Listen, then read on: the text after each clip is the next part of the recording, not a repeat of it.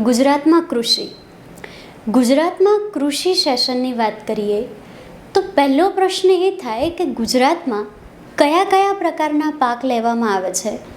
તો સૌથી પહેલાં ગુજરાતમાં આપણે ધાન્ય પાકો લઈ શકીએ, રોકડિયા પાકો લઈ શકીએ, તેલીબિયા લઈ શકીએ, ફળ ફળાદી શાકભાજી અને ફૂલોની ખેતી પણ કરી શકીએ છીએ. અને આ સિવાય અમુક અન્ય બરાબર જે અન્ય પાકો છે જેમ કે ઔષધિઓ છે કે સ્પેસિફિક કોઈ પ્રદેશમાં થતો કોઈ સ્પેસિફિક અલગ પાક હોય તો એ બધાની ખેતી આપણે ગુજરાતમાં મોસ્ટ પ્રોબેબલી કરતા હોઈએ છીએ. હવે તમને પ્રશ્ન એ થાય કે મેડમ ધાન્ય, રોકડિયા, તેલીબિયા આ બધા જે અલગ અલગ પ્રકારના પાક છે, ધાન્ય એટલે શું? તમે ખાવા માટે, જમવા માટે જેનો ઉપયોગ કરો, ધાન તરીકે તમે જેને ગ્રહણ કરો એ તમારા ધાન્ય પાકો. ઘઉં, જુવાર, બાજરી, ડાંગર આ બધું ખાધા વિના માણસ ન રહી શકે. માણસને પોતાનું અસ્તિત્વ ટકાવી રાખવા માટે ધાન્ય જરૂરી છે. એવી જ રીતે નેક્સ્ટ રોકડિયા પાકો જે છે એના વગર માણસનું અસ્તિત્વ ન ટકે એવું ન હોય. રોકડિયા પાકોનું મેઇન ઇન્ટેન્શન શું હોય? રોકડ રળવી. બરાબર. ખાદ્યાન્ન કે ધાન્ય પાકોનું મેઇન ઇન્ટેન્શન હોય માણસની રોજગારી તો પૂરી થાય જ છે ખેડૂતની, પણ સાથે સાથે સામાન્ય માણસની ખાવાની જરૂરિયાત પૂરી થાય છે. રોકડિયા પાકો માત્ર રોકડ રળવા, ઘઉં વિના માણસ ન રહી શકે પણ તમાકુ વિના ચાલી જાય. કેમ? કેમ કે ઘઉં ધાન્ય પાક છે ને તમાકુ રોકડિયો પાક છે. તેલ મળે તેલીબિયા, ફ્રૂટ્સ, વેજીટેબલ્સ એન્ડ ફ્લાવર્સ આવી બધી વેરિએશનવાળી ખેતી ગુજરાતમાં થતી હોય છે. એમાં આપણે સૌથી પહેલાં શરૂ કરવાના થાય છે અત્યારે ધાન્ય પાકો. તો શરૂ કરીએ ગુજરાતમાં ધાન્ય પાકો. ગુજરાતમાં ધાન્ય પાકોનું નામ આવે ને એટલે બે પાકો તમારા મગજમાં ચોક્કસ આવી જ જાય. કયા બે? તો કે એક ઘઉં અને એક ડાંગર. કેમ? કેમ કે ગુજરાતમાં સૌથી વધારે કયા ધાન્ય પાકની ખેતી થાય છે? તો કે ઘઉંની. તો શરૂઆત કરીએ આપણે ઘઉંના અભ્યાસની. હવે ઘઉં માટે એક શબ્દ વપરાય છે સમશીતોષ્ણ કટિબંધીય રવિ પાક. સમશીતોષ્ણ કટિબંધ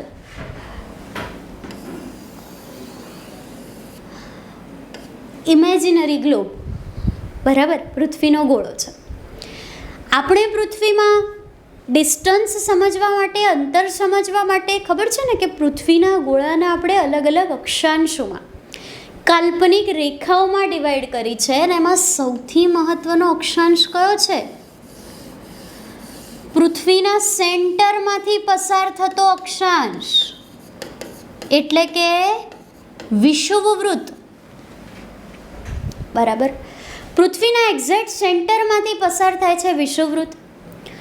આ વિષુવવૃત્ત જે છે એ વિષુવવૃત્તથી 23.5 ડિગ્રી ઉત્તરમાં છે કર્કવૃત્ત. 23.5 ડિગ્રી ઉત્તરમાં છે કર્કવૃત્ત અને 23.5 ડિગ્રી દક્ષિણમાં છે મકરવૃત્ત. કયા બે વૃત્તો છે? તો કે પૃથ્વીના સેન્ટરમાંથી વિષુવવૃત્ત, વિષુવવૃત્તથી 23.5 ઉત્તર કર્ક, 23.5 દક્ષિણ મકર. હવે તમને એમ થાય કે મેડમ તમે આવું કેમ કહો છો? એટલા માટે કહું છું ભાઈ, કારણ કે પૃથ્વી પર આ રીતે આપણો ભારત દેશ આવેલો છે. આ જગ્યાએ આપણો ભારત દેશ આવેલો છે એટલે સ્વાભાવિક છે કે એક વસ્તુ સિમ્પલ થઈ ગઈ કે ભારતના સેન્ટરમાંથી બીજા ભલે ગમે તે દેશોમાંથી અહીંથી નીકળી કર્કવૃત્ત, પણ ભારતના સેન્ટરમાંથી કર્કવૃત્ત પસાર થઈ. કર્કવૃત્ત એવી જગ્યા છે કે જ્યાં સૂર્યના સીધા કિરણો પડે. જો કર્કવૃત્તથી મકરવૃત્ત વચ્ચે આ સૂર્ય હોય તો અહીંયા સૂર્યના સીધા કિરણો પડે. સૂર્યના સીધા કિરણો પડવાના કારણે આ વધારે ગરમ વિસ્તાર છે એટલે એને ઉષ્ણ કટિબંધ કહેવાય. તો હવે મને એમ કહો કે ભારતનો અડધા કરતાં વધારે વિસ્તાર, આ જે ભારત હોય તો અડધા કરતાં વધારે વિસ્તાર ઉષ્ણકટિબંધમાં આવી ગયો. તો હવે પ્રશ્ન એ થાય કે મેડમ જે ભારતનો ઉત્તરનો વિસ્તાર બાકી રહી ગયો, કે જે કર્કવૃતથી ઉત્તરમાં પડે છે, એ વિસ્તાર, તો કે એ બધા ભાગોમાં સૂર્યના ત્રાંસા કિરણો પડે,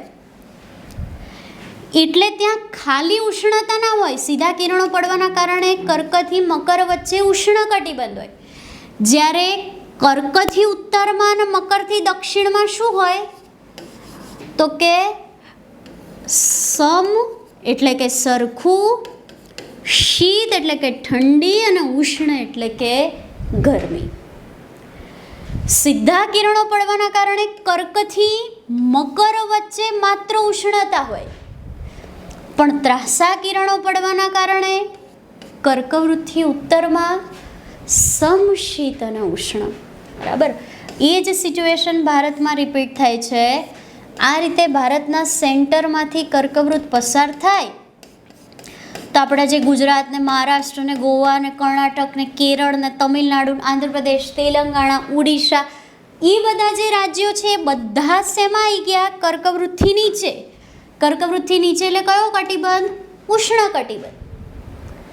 પણ ઉત્તરના જે રાજ્યો મળ્યા,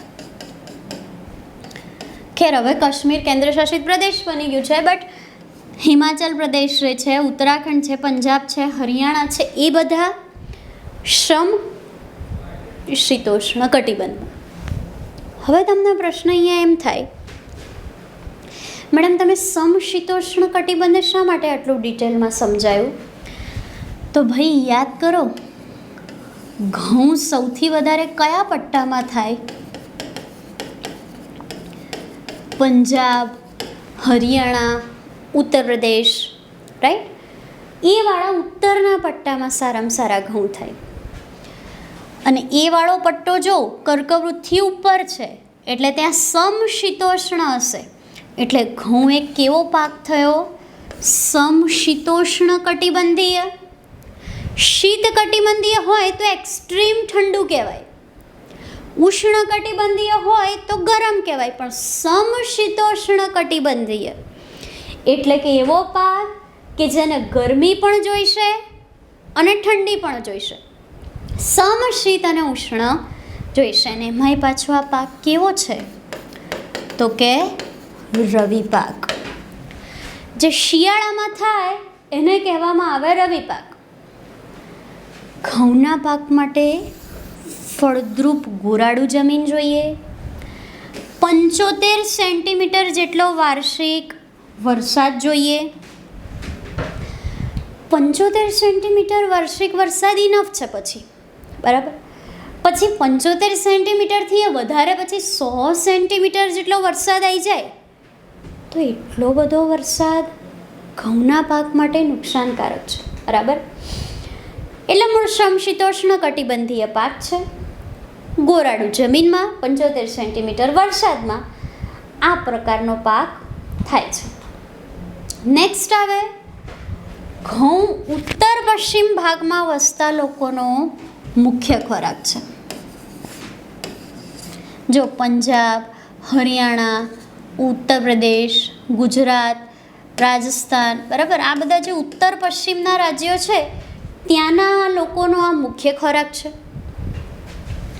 ખાસ કરીને પંજાબમાં નહેરોના પાણીના લીધે ઘઉંનો પાક સારામાં સારો થતો હોવાથી પંજાબને ઘઉંનો કોઠાર કહેવામાં આવે છે. અને જેવી રીતે ભારતમાં પંજાબમાં ઘઉં સારામાં સારા થાય છે ને, એવી રીતે ગુજરાતમાં ભાલ વિસ્તારમાં સારામાં સારા ઘઉં થાય છે, જેના લીધે ઘઉંને ભાલિયા ઘઉં તરીકે પણ ઓળખવામાં આવે છે, બરાબર. આ સિવાય મહેસાણા, રાજકોટ, જૂનાગઢ, ખેડા, આ બધામાં પણ ઘઉંનો પાક લઈ શકાય છે. સ્પેસિફિક આપણે વાત કરીએ તો એક તો અમદાવાદમાં મહેસાણામાં, ખેડામાં, આ ભાલવાળા પટ્ટામાં, આ બધી જગ્યાએ સારામાં સારો ઘઉંનો પાક લઈ શકાય. પણ આ પાક માટેની કન્ડિશન શું છે? તો કે 75 સેન્ટીમીટર વરસાદ, રવિ પાક છે એટલે એને પર્ટિક્યુલર ઠંડીની સિઝન જોઈશે. પણ પછી બહુ એક્સ્ટ્રીમ ઠંડી 15 કે 10 ડિગ્રી કરતાં પણ નીચું તાપમાન જતું રહે તો એટલી બધી ઠંડી પણ ના માફક આવે. ભારતના સમશીતોષ્ણ કટિબંધવાળી ઠંડીનો આ પાક છે. ભાલિયા ઘઉં ભાલ વિસ્તારમાં સારામાં સારા થાય અને ઘઉંના લીધે પંજાબને ઘઉંનો કોઠાર તરીકે ઓળખવામાં આવે છે. નેક્સ્ટ પાક છે ડાંગર. બસ આ જ રીતે આપણે કૃષિ ભણવાની થાય. દરેક પાક લઈ લો, જેમ કે ઘઉં. હવે એ પાક કઈ જગ્યાએ થાય, કયા પ્રકારનો પાક છે? રવિ પાક છે એટલે કે શિયાળું, ઉનાળું, ચોમાસું. એ પાકની વરસાદી, તાપમાનની, નહેરોની એ બધી પદ્ધતિ કેવી છે, એને કેટલું તાપમાન, કેટલો વરસાદ, કેવી જમીન માફક આવે છે, એ ફેક્ટ્સ કવર કરી લો. કઈ જગ્યાએ પાક થાય છે એ જાણીને પાક પૂરો કરો. બરાબર. સેમ પેટર્નમાં ડાંગર રિપીટ કરીએ તો ડાંગર વિશ્વની મોટા ભાગની વસ્તી અને ભારતની લગભગ અડધાથી વધારે વસ્તી ખોરાકમાં ચોખાનો ઉપયોગ કરે છે. દક્ષિણ ભારતમાં ચોખા ખવાય, પશ્ચિમ ભારતમાં ચોખા ખવાય, પૂર્વી ભારતમાં ચોખા જ ખવાય. ઉત્તર પૂર્વી ભારતમાં અને પૂર્વી ઉત્તર ભારતમાં અને પશ્ચિમીવાળા પટ્ટામાંય ચોખા ખવાય. ડાંગરની સૌથી મુખ્ય પેદાશ છે ચોખા, એટલે ચોખાનો બધા મુખ્યત્વે વપરાશ કરે જ છે. આ એક ઉષ્ણકટિબંધીય પાક છે. કર્કવૃતથી દક્ષિણવાળા ભાગમાં થતો હશે. આ પાકના વધારે ઉત્પાદન માટે તમારે ગરમ અને ભેજવાળી આબોહવા જોઈશે. બરાબર. ઘઉં કેવો પાક હતો? તો કે સમશીતોષ્ણ કટિબંધીય. રવિ પાક હતો એટલે તમારે સહેજ ઠંડી આબોહવા જોઈતી હતી. આ ઉષ્ણકટિબંધીય પાક છે એટલે તમારે કેવી જોઈશે? ગરમ અને ભેજવાળી આબોહવા. ઘઉંને કેટલો વરસાદ જોઈતો હતો? તો કે ઘઉંને વરસાદ જોઈતો તો 75 સેન્ટીમીટર જેટલો. નાને કેટલો જોઈશે? 100 સેન્ટીમીટર જેટલો વરસાદ, કે પછી એનાથી વધારે વરસાદ પણ ચાલે. આ ઉષ્ણકટિબંધીય પાક છે. બરાબર. એટલે એને ગરમી તો જોઈશે જ, ભેજવાળી આબોહવા અને ગરમી તો એને જોઈશે જ. એટલે મિનિમમ 20 ડિગ્રી સેલ્સિયસ જેટલું તાપમાન તો હોવું જ જોઈએ આના માટે. બરાબર. પ્લસ બીજી વસ્તુ એ કે આ કાંપની ફળદ્રુપ જમીનમાં પાક લઈ શકાય છે. ખાસ કરીને આ ડાંગર માટે મિત્રો ગુજરાતમાં સારામાં સારી જમીન કઈ? ક્યારીની જમીન. બરાબર. ક્યારીની જમીનમાં આ વિસ્તાર સારામાં સારો ડાંગર તમે લઈ શકો. ભારતના કુલ વાવેતરના, ભારતમાં જે આખું વાવેતર છે એના ચોથા ભાગ પર ડાંગર રોપવામાં આવે છે. તો આ હિસાબથી ભારતનો સૌથી મુખ્ય પાક કયો થયો? ડાંગર. ગુજરાતમાં ભલે ધાન્ય પાકોમાં ફર્સ્ટ નંબરે ઘઉં છે, ભારતમાં ડાંગર. ગુજરાતમાં ખાસ કરીને દક્ષિણ ગુજરાત અને મધ્ય ગુજરાતમાં સુરત, તાપી, પંચમહાલ, અમદાવાદ, ખેડા, આણંદ વગેરેમાં આ ડાંગરનું વાવેતર થાય છે. ડાંગરના પાક માટે ક્યારીની જમીન સૌથી વધારે અનુકૂળ છે. અને ક્યારીની જમીનો સૌથી વધારે કયા જિલ્લામાં આવેલી છે? તો કે ખેડા અને આણંદમાં. નાના નાના પેલા ક્યારા બનાવવામાં આવે ને એની વચ્ચે ડાંગર રોપવામાં આવે. બરાબર. વ્યવસ્થિત કુશળ શ્રમ જોઈએ એને કાઢવા માટે. ગમે તેમ મોટા મોટા પેલા મશીનરીઝ ઘઉંમાં જેવા વપરાય એવા મશીનરીઝથી આ પાક ન લઈ શકાય. આના માટે વ્યવસ્થિત કુશળ શ્રમની આવશ્યકતા હોય. તો આ પાક જે ક્યારીની પાણી ભરેલી, જો ઘઉંને ઓછા પાણીની જરૂર પડે, 75 સેન્ટીમીટર વરસાદ ઇઝ ઇનફ. આને 100 સેન્ટીમીટર કે એનાથી વધારે, એટલે ડેફિનેટલી દક્ષિણ ગુજરાતનો વિસ્તાર માફક આવે, કારણ કે આ બધામાં 100થી વધારે સેન્ટીમીટરનો વરસાદ પડે છે. બીજા જે જિલ્લા છે જેમ કે અમદાવાદ, ખેડા, આણંદ, આ બધે સિંચાઈની સુવિધા વ્યવસ્થિત હોય તો તમે ડાંગરનો પાક લઈ શકો. નેક્સ્ટ આવે છે જુવાર. આ જે જુવારનો પાક છે એ ડાંગર અને ઘઉં પછી સૌથી વધુ ઉત્પાદન થતો ગુજરાતનો ધાન્ય પાક છે. એને 25થી 30 ડિગ્રી સેલ્સિયસ તાપમાન, 50 સેન્ટીમીટર વરસાદ અને ગોરાડું જમીન અનુકૂળ આવે. ખરીફ અને રવિ બંને પાક છે. ઘઉં કેવો પાક હતો? રવિ પાક. ડાંગર કેવો પાક હતો? ખરીફ પાક. પણ જુવાર કેવો પાક છે? તો કે ખરીફ અને રવિ બંને પાક છે. બરાબર. એને લીલા પશુચારા તરીકે વધારે ઉપયોગમાં લેવાય છે. ખાસ કરીને જુવાર ભાવનગર, આણંદ, દક્ષિણ ગુજરાત, સૌરાષ્ટ્રમાં છૂટાછવાયા અને મધ્ય ગુજરાતના ભાગોમાં વધારે લઈ શકાય. નેક્સ્ટ આવે છે બાજરા. બાજરી જે છે એ આપણે એવું કહી શકીએ કે ભાઈ ગરીબો માટેનું એક ઉત્તમમાં ઉત્તમ ધાન્ય પાક છે. બરાબર. ઘઉંની સ્પેસિફિક ડિમાન્ડ્સ હોય કે મને 75 સેન્ટીમીટર વરસાદ તો જોઈશે જ ભાઈ. બરાબર. હા, 100 સેન્ટીમીટર જેટલો માર ન જોઈએ. તો ડાંગરની ડિમાન્ડ છે કે 100 સેન્ટીમીટરથી વધારે વરસાદ અથવા પ્રોપર સિંચાઈમાં જ હું થઈશ. એવી જ રીતે જુવારની ડિમાન્ડ છે. ઘઉંને તો કે 20 ડિગ્રી સેલ્સિયસ કરતાં નીચું તાપમાન અનુકૂળ નાય આવે. બરાબર. ડાંગરને એટલું નીચું તાપમાન અનુકૂળ નાય આવે. ઘઉંને પણ એવું છે. ભલે શીત કટિબંધીય સમશીતોષ્ણ કટિબંધીય પાક રહ્યો, ભલે એને ઠંડી માફક આવતી, પણ પછી એક્સ્ટ્રીમ લેવલની ઠંડી માફક ન પણ આવે.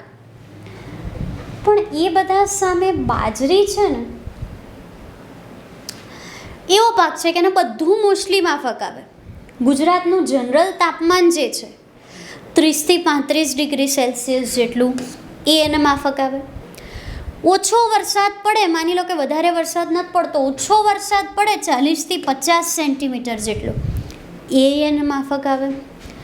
ઘઉંને જો વ્યવસ્થિત કાંપયુક્ત ગોરાડું જમીન જોઈએ.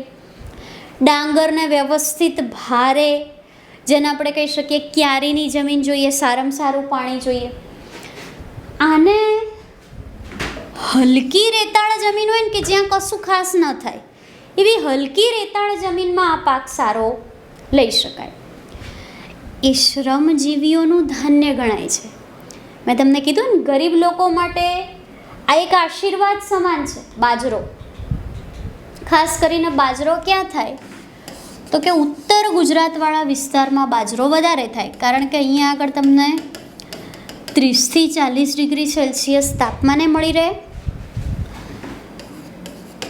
25થી 35 સેન્ટીમીટર જેટલો ઓછો વરસાદે મળી રહે, અને આ ભૂમિ પાછી કેવી? હલકી રેતાળ ભૂમિ છે. એટલે આ ભૂમિમાં તમારે બાજરીનું ઉત્પાદન સારામાં સારું થઈ શકે. નેક્સ્ટ આવે છે મકાઈ. જેવી રીતે ડાંગર એક ખરીફ પાક છે ને, એવી રીતે મકાઈ પણ એક ખરીફ પાક જ છે.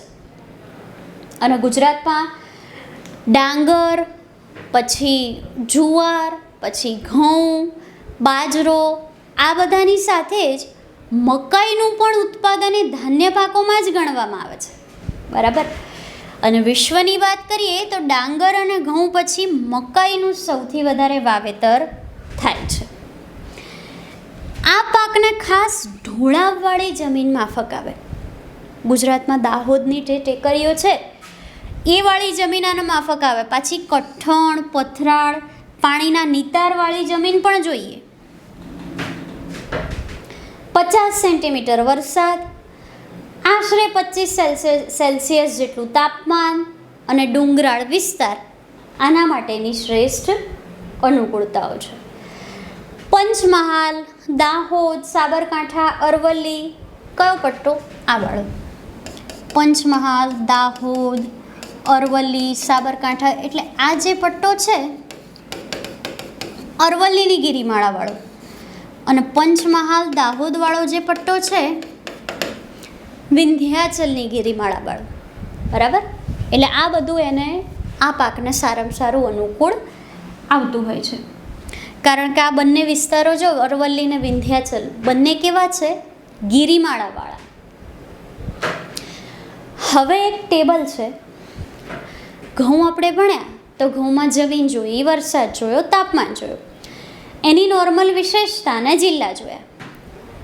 પણ એમાં કોઈ પાકમાં રોગ થાય કે એ પાકની કોઈ વ્યવસ્થિત સંકર જાતો વિકસાઈ હોય, બરાબર, બિયારણો વિકસાયા હોય, અથવા એના કોઈ સંશોધન કેન્દ્રો હોય કે જે વિશિષ્ટ હોય, એ બધી ઇન્ફોર્મેશન આપણે આ ટેબલમાં લઈશું. ઘઉંની વાત કરીએ તેમાં તમારે મહેસાણા, અમદાવાદ ખાસ યાદ રાખવાના. એની જાતોમાં કલ્યાણ, સોના, સોનાલિકા, ગુજરાત ઘઉં 1139, અરણેજ 206, NP 824, એ બધી એની સંકર જાતો છે. એમાં ઉગસુક, અનાવૃત, અંગારીઓ અને ગેરુ જેવા રોગ થાય છે. ઘઉંના 2 સંશોધન કેન્દ્રો, એક પિયત ગૌ સંશોધન કેન્દ્ર અને બીજું બિનપિયત. પિયતવાળું વિજાપુરમાં અને બિનપિયતવાળું આવેલું છે અરણેજમાં. નેક્સ્ટ ડાંગરની વાત કરીએ તેમાં ખેડા, આણંદ યાદ રાખવાના.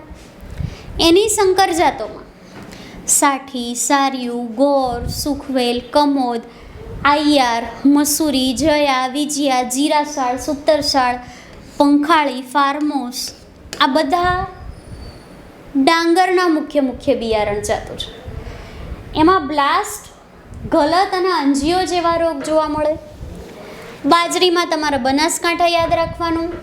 હાઇબ્રિડ બાજરી જે છે HB 1123 MH 179, ગુંદરીઓ અનગઢ કુતુલેના રોગ છે.